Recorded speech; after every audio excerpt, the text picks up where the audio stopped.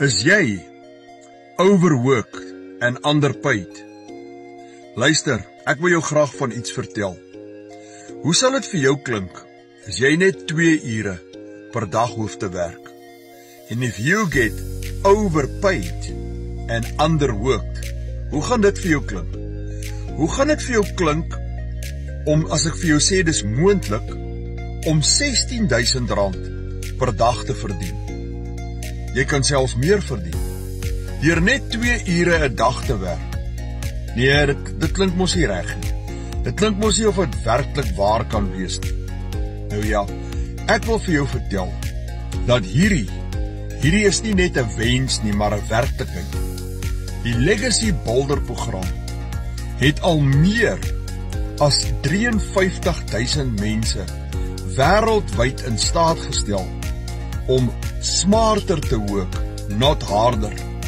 Baie mense wat agtergekom het, maar ek moet net 'n bietjie slimmer werk. En weet jy wat? Tegnologie gaan vooruit. Tegnologie verbeter. Tegnologie word al slimmer en bied al hoe meer moontlikhede. Met net 'n selfoon, man, dis 'n fenominale stukkie tegnologie wat jy in jou hand het. En net met Wi-Fi kan jy meer doen as 'n persoon wat 14 ure 'n dag moet gaan afsloof om sy baas se drome waar te maak.